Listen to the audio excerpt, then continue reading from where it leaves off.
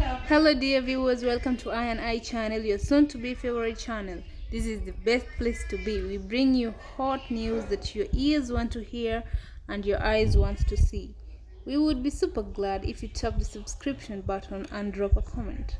I'm your reporter Ilhan. Pro-Sudan hackers attack digital services in Kenya. Anonymous Sudan, a pro-Russian activist group, says it is responsible for distributed denial of service attack, which intermittently took websites belonging to Kenya media, hospitals, universities, and businesses, including Safaricom. The group has previously been involved in a series of unprecedented escalation in DDoS attack sophistication, with pro-Russian hackers that targeted Western websites including Microsoft, according to a report published by Cloudflare earlier this year. Denial of service attacks are cyber attacks where the attacker prevents users from accessing a website, online service, or connected device by flooding the servers with internet traffic. The group appears to have turned their attention to their southern neighbor this week after a video of a Sudanese general allegedly taunting Kenya's president went viral on social media.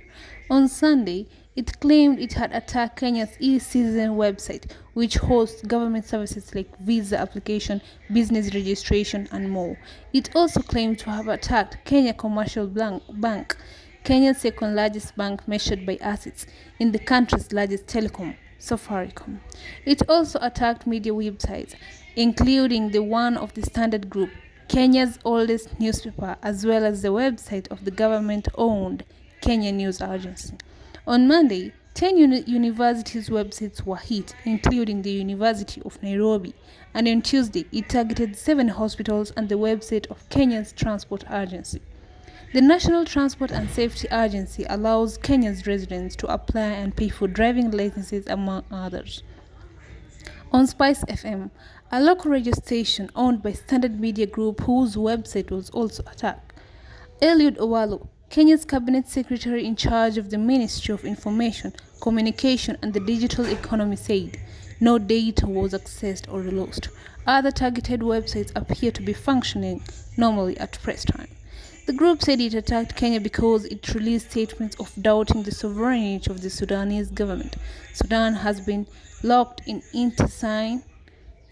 internecine conflict between the Sudanese Armed Forces (SARF) and the paramilitary Rapid Support Forces, rival factions of military government of Sudan since 15 April 2023 last month. The Sudanese government rejected the appointment of Kenya's President William Ruto as leader of mediation group after accusing the East African nation of lacking neutrality. African states are vulnerable to cyber attacks from foreign hackers but typically don't attack each other, at least not publicly.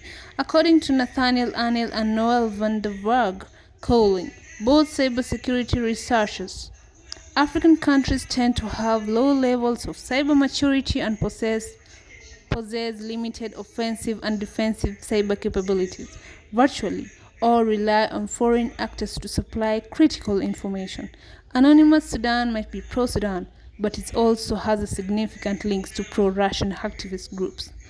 Digitizing government services is a key part of Ruto's agenda. Earlier this year, his administration said Kenyans could access 5,000 government services online.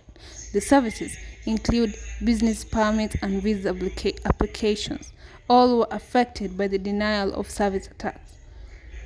Furthermore, Africa's growing digital economy is attracting the attention of hackers and digital crime groups. Much of the infrastructure undergirding the continent's digital boom is often lacking adequate cyber protections in policy and practice. Digitizing government services is often hailed as a model for creating efficiencies and improving access, but it also opens new vulnerabilities. To wrap things up, fresh attacks have hit Kenyan government services, Safaricom's M-Pesa service, and Kenya Power, the national utility.